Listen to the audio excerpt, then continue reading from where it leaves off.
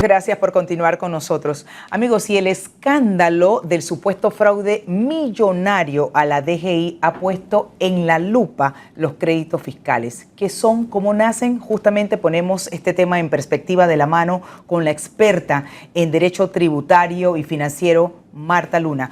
Gracias, Licen, por estar aquí. Bienvenida. Teníamos mucho tiempo de no conversar y bueno, ¿en qué circunstancia? Y para hacer docencia sobre todo, ¿qué es lo que a usted le gusta? Vamos a iniciar básicamente con esa pregunta que todos nos hacemos. ¿Qué son los créditos fiscales y cómo nacen? Sí, y precisamente me alegro que empecemos por allí, porque los anuncios de todas la trama y de todo lo que ha ocurrido llevan a la gente a tener un grado de desconfianza. ¿Qué está pasando? ¿Qué me puede pasar a mí? El crédito fiscal nace de distintas situaciones. Puede nacer porque yo como asalariado me retuvieron mis impuestos y luego descubrí que tenía derecho a pedir una devolución de impuestos y hice una declaración de renta. Como asalariado no estaba obligado a hacer declaración, ahora la hice, puse mis gastos deducibles, los escolares, los intereses y demás, y eso me provocó que lo que la empresa me descontó me genera un crédito fiscal. Ese es un crédito a tu favor. Ese es un crédito muy sencillo, se investiga, sale una resolución y tú te ordenas que o la apliques a impuestos que debas o que te lo devuelvan. ¿Ok?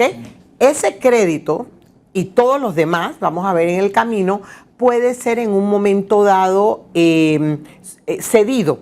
Vamos a suponer que yo no necesito la devolución de ese impuesto, pero tengo una finca que tiene deudas, puedo cederlo a la finca. Puede ser que lo tengan una sociedad anónima que se me olvidó pagar las tasas únicas. Pero eso lo dispongo yo. Exactamente. No es que el funcionario va a decir, le sobraron 8.000, 10.000. Bueno, el funcionario tiene la potestad de autopagar primero las obligaciones que yo tengo. Okay. Una declaración que dejé de pagar, unos impuestos de seguro educativo que no pagué o fincas que están a mi nombre. Esa es directa del funcionario porque la está determinando en el estado de cuenta. Pero se lo puedo ceder a un tercero, que ese tercero puede ser mi propia sociedad anónima o mi propia fundación. Entonces, hay que entender que ese es un crédito que nace de una investigación. Luego están otros tipos de créditos fiscales, como por ejemplo los incentivos. Incentivos fiscales reconoce a una empresa de turismo, una vez presenta toda la documentación, un incentivo y se emite una resolución y sale un crédito aprobado fiscal por esos gastos o esas inversiones que hizo. Está el interés preferencial, que ese es el más común de los bancos, porque los bancos han prestado para hipotecas y el Estado les va a retornar. Se hacen unos cuadros, unos estudios, se verifica toda esa documentación y se emite una resolución. Puede ser que el Estado no tenga el líquido para devolverle a un banco 5 o 3 o 2 millones de dólares y establezca, bueno, te lo voy a dar para que lo puedas compensar o negociar. ¿Ok? Entonces, ese es otro crédito que es legal, pasa por una auditoría. Tenemos los créditos porque pagué de más. Me pasó con un cliente un día que quería hacer la vivienda principal. Y cuando entro al estado de cuenta para hacer la vivienda principal, observo que habían habido 2 bajas de impuestos de inmueble en el año 2003, en el año 19, él me contacta en el año 21 y él nunca bajó esos impuestos, siempre siguió pagando lo que en su estado de cuenta él sabía que tenía que pagar, pero jamás consultó al sistema. Tenía un excedente. Tenía pagos no aplicados. Claro. Y ya solicitando la vivienda principal no volvía a pagar impuesto de inmueble, por lo cual él quedaba con crédito fiscal, pero por pagos no aplicados. Está el caso de los asalariados, de los profesionales que estiman que este año me gané $100,000, el otro año me los voy a ganar igual, pero cuando hago la declaración del año siguiente me gané solo 40 y pagué el impuesto adelantado sobre 100. Entonces me va a quedar un crédito fiscal. Claro. Así hay otros eventos o otras situaciones que generan crédito fiscal. Okay. así se generan. ¿Cómo se usan? Ahí entran en juego los acuerdos. Dos personas se ponen de acuerdo para yo venderte el crédito fiscal. Okay. Y una vez te lo vendo, esa sesión se presenta. Pero me pongo de acuerdo con quién, licenciada. Ok. Yo, Edna Jaramillo, pude detectar que tengo un excedente, tengo créditos fiscales. No necesito aplicarlo, como dijo usted, a una fundación, a una sociedad, etcétera. Alguien me lo solicita, oye, ¿tienes crédito fiscal? Conversas con alguien y le dices, mira, tengo un crédito fiscal de $3,000 y lo voy a perder. Okay. Y yo tengo que eso pagar. Se puede perder. Claro, claro. Es que la norma habla de que el crédito puede ser utilizado en cuentas propias y puede ser arrastrado hasta cierto periodo, pero no te lo voy a devolver después de cierto término. Entonces es donde entra la aplicación a cuentas de algún amigo, de algún conocido, de alguna persona. Pero yo te menciono que tengo un crédito, tú me mencionas que tienes una deuda y debemos hacer mutuamente un documento y llevarlo ante la autoridad para que una vez me sea auditado a mí, te sea aplicado a ti. Esa es una sesión que cumple todas las de la ley. Okay. Pero vamos a suponer que esta sesión, y fue algunos de los casos que vimos, que tuvimos la oportunidad de ver, resulta que correspondía a pagos no aplicados. O sea, pagos que hice de más. Entonces yo agarraba y llevaba un documento al departamento que tenía que hacer la aplicación y en ese documento yo decía, yo, Marta Luna, dueña de los pagos aplicados, de los pagos no aplicados mediante recibo tales, solicito que los mismos sean cedidos a la señora Edna Jaramillo. Y eso debía ir acompañado de un memorial mío, de mi cédula, de tu cédula aceptándolo y la cuenta a donde tú querías que se aplicaran esos pagos. Desgraciadamente, en la Dirección General de Ingresos y en todos lados pedimos el refrendo del notario como abogado, para estar seguro que eso es legal. Claro. Pues tuvimos casos donde el notario sella, pero cuando te das cuenta, la cédula de la persona está alterada, o sea que hay una falsificación, y por ende me quitaron mi crédito y te lo aplicaron a ti, pero yo no firmé nunca esa sesión. Allá hay doble fraude. Claro. Primero, porque estás falsificando un documento. Luego hay un notario que dice compareció ante mí, que es la llamada de atención también a los notarios. No compareció ante mí, me trajo para cotejo, para identificar los casos. Pero el notario está diciendo compareció ante mí y yo te puedo probar que yo no comparecí porque yo estaba montada en un avión en el otro extremo del mundo. Por supuesto. Entonces, estos hechos llevaron a un delito que no se descubrió en el momento. Pero peor, después de que se llevaron mi crédito, siguió saliendo crédito fiscal sin que yo hubiera provocado crédito. Entonces ya eso te debe llamar la atención a los contadores, a los abogados, a los que manipulamos la cuenta del cliente para decir, espérate, como si tú no estás pagando nada, si no te han reconocido nada, estás teniendo créditos. Cuando tú entras a navegar al sistema, y aquí, Edna, la llamada de atención al público, tú tienes que conocer tu cuenta, tú tienes que poder navegar en tu web, en tu estado de cuenta y darte cuenta de qué movimientos se hicieron en tu cuenta. Cuando tú navegas en tu cuenta descubres que, yo inicié operaciones en el año 20, pero me aparecen unos ITBMs reportados como si yo hubiera entrado mercancía en el año 18. Claro. ¿Cómo así?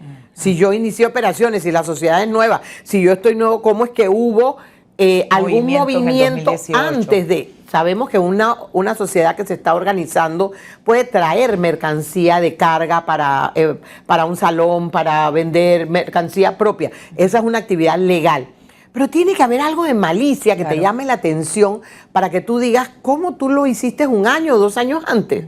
Y eso debe parar la ejecución de ese crédito, porque hay una alerta. Claro. O sea, esto requiere que el procesador de las cuentas tenga no solo conocimientos, sino malicia, suspicacia, para decir, oiga, esto no se puede pasar, esto hay que investigarlo, déjame confrontarlo contra las liquidaciones de aduana que constan que esa persona introdujo una mercancía, y ya ahí no se hubiera cometido un delito. Claro. Pero los créditos que escuchamos o la razón de la investigación de Pandora tiene distintas modalidades. Tenemos extractos de lo que está ocurriendo en Pandora. caso típico que nos pasa también a los abogados, es que yo voy a realizarte una transacción de compraventa y tú me vuelves loca que tú quieres pagar el 2 y 3%. Y yo corro y pago el 2 y 3%, pero resulta que el banco le negó a tu cliente que te iba a comprar la propiedad. Eso nos pasa a todos los abogados. Yo nunca pago un 2 y 3% hasta que no recibo la carta promesa del banco o la garantía de que el banco ya aprobó al cliente. Pero hay abogados, como ahora todo el mundo vende servicios legales, hay abogados y gente que no tiene malicia y agarra y paga el 2 y 3%.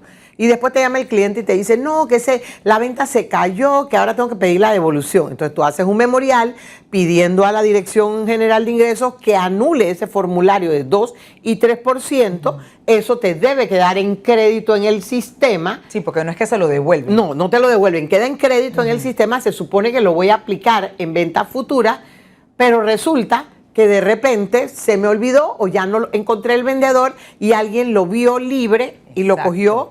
Como no está usado todavía, lo cogió para pagar impuestos de otra persona. Ok, ahora, licenciada, cuando hablamos precisamente de este caso en particular, ¿cómo puede saber un contribuyente si esos créditos fiscales son auténticos o no? Porque esa es la gran interrogante que hay. Tenemos empresas afectadas, representamos a empresas y a gremios que se vieron afectados. Claro. Y dicen que uno nunca puede poner la mano en el fuego por alguien, pero sí la ponemos. En una economía como la nuestra, donde hemos conocido de documentos legales que han salido desde antes de la invasión, recordemos los años 88-89, donde aquí tú comprabas el papel con el que le pagaban a un funcionario público para pagar cuentas. Luego el Estado, en el año 90, comienza el proceso de los cheques fiscales. Yo trabajaba adentro, yo vi personas que cobraron montones de dinero y luego venían a negociar el cambio para pagar impuestos porque lograban hacer realidad ese papel a un 90, a un 80, a un 70%. Así que hemos tenido una historia de transacciones donde el papel de Panamá ha sido válido. ¿Qué hace que una empresa desconfíe de un abogado, de un representante bien vestido que llega a la empresa y le dice, mira, yo sé que la economía está dura, pero tengo un crédito fiscal legal de $1 millón y tú tienes que pagar $1,2 millones? Y tú dices, bueno, ¿sabes qué? Yo te lo compro, te lo voy a comprar en $800,000, me voy a ahorrar 200, pero voy a pagar con eso $1 millón y voy a poner esos 200 que me ahorré en completo mi impuesto y quedé bien. Exacto. Es una operación comercial. ¿Qué siento que faltó, Edna? Sí, ¿dónde fallaron los controles? Por el lado del comprador, una debida diligencia. Ok. ¿Por qué Marta tiene $1 millón y de quién es? Si es de una empresa que quebró, que cerró, ya eso me debe indicar que algo puede no estar bien. Si es de una empresa que está activa, porque una empresa activa no va a consumir el crédito ella misma. Entonces, faltó debida diligencia del comprador. El vendedor, hay que revisar si el vendedor fue real, porque vuelvo y repito, pudo haber sido alguien que sabía que yo tenía en mi estado de cuenta un crédito y que hizo la transacción fingiendo por mí la firma de vendedor, pero yo nunca me enteré. Hubo casos de resoluciones alteradas. Resolución donde el Estado me concedió $300,000 y alguien agarró esa resolución, le cambió los nombres, le cambió las cantidades y la vendió. Y tiene todas las firmas legales. Entonces, debida diligencia de comprador y de vendedor o del intermediario o toda la responsabilidad sobre el intermediario. Hay distintas modalidades, por eso es que cuando oigo a la gente opinando sobre lo que está ocurriendo, sin entrar en el expediente, sin ver lo que hay en una operación que todavía está en estudio, mira, me da temor a mí. Claro. Yo sí estoy a favor de la investigación. Creo que el Ministerio Público ha hecho un trabajo grande y me impresiona porque yo siempre soy una crítica del pobre Ministerio Público porque siento que hay materias que no son competencias de ellos, pero en esta han escuchado, se han metido muy profundo, han hecho las evaluaciones de sistemas de IP y han buscado la trazabilidad de los dineros. Claro, claro. Entonces, siento que es una investigación que está bastante fortalecida. Obviamente, todavía hay mucho por descubrir, porque vuelvo y repito, hay distintas modalidades. Yo en un estudio que hacía para la OEA, casualmente, de la confiabilidad de las informaciones que nacen de las instituciones públicas, ya había alertado que habían problemas con el ITAX, que el ITAX me daba un saldo o un informe hoy, mañana me daba otro.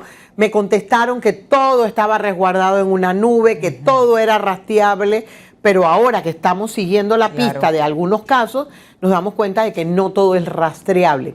Entonces, yo siento que la administración tributaria requiere más cuerpo de peso en tecnología, más cuerpo de peso en fiscalización, en auditoría, para poder que lleguemos a una verdad como debe ser. Termino con esta pregunta, licenciada, porque muchas personas se han preocupado y se preguntan incluso cómo verifico yo en el sistema si mis pagos están con todo este escándalo. Personas naturales o jurídicas, una invitación a que entren. La gente confunde mucho el NIT.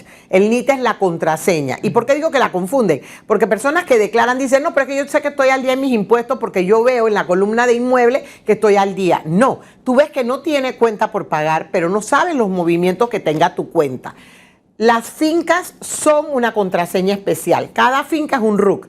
Cada persona natural es un RUC. Cada persona jurídica es un RUC. Yo puedo ponerle la misma contraseña a todos mis bienes, indistintamente de con qué nombre estén, pero tengo que individualmente tener una contraseña para cada operación, para cada cuenta que tengo. Y en esa cuenta aprender a navegar. El estado de cuenta me dice cuánto debo, cuánto pagué. Hay unas lupitas donde dice saldo, que tú las abres y te despliegan ese saldo que dice 1000, que son $333 3 veces. Luego, quiero saber si pagué, cuándo fue la última vez que pagué. Hay una pestañita que se abre adicional y te dice débito, crédito, débito, crédito. El débito es lo que te carga la DGI, el crédito es el pago que tú realizaste. Y luego tú confrontas eso que ves allí con una pestaña que tiene el ITAX que dice pagos. Y tú buscas todos tus pagos y te aseguras que todos tus pagos están aplicados al sistema. Bien. En el momento en que tienes un pago no aplicado en sistema, alerta, pon el reclamo, pon la corrección, porque si no puede quedar en manos de un tercero. Sí, me decía Ícar hace un momento antes de la entrevista, bueno, yo voy a tener que verificar porque, por supuesto, no sé, y le digo, Ícar, de pronto nosotros no nos vamos a ver afectados. Eso a lo mejor es con grandes empresas que manejan millones y millones y millones. ¿Esto es cierto? Tuvimos, ¿o no es tan cierto, tuvimos Marta? casos de personas pequeñas, de pequeños empresarios, que les empezaron a extraer todos sus pagos de impuestos, de ITBM, hasta que los dejaron sin nada. Tú entras a la plataforma y no ves ningún pago. Wow. Pero te dio la trazabilidad de quiénes recibieron esos pagos. Entonces, es importante aprender a navegar. Los contadores, sobre todo, muchos no saben navegar en el sistema, solo saben buscar saldos, y ese es el llamado de atención. Usted es dueño de una cuenta, usted es el que puede cuidar esa cuenta y saber que lo que allí está es correcto. Quiero agradecerle a Marta Luna, asesora tributaria, experta en derecho tributario y financiero, por acompañarnos, Marta, y sobre todo poner en perspectiva un tema que sin duda ha generado mucha duda, valga la redundancia, y como bien lo dices, Marta, muchas opiniones que realmente, si no conoces de la materia, puedes estar cometiendo imprecisiones. Así que muchísimas gracias, Marta, y bienvenida siempre. Hispania es su casa.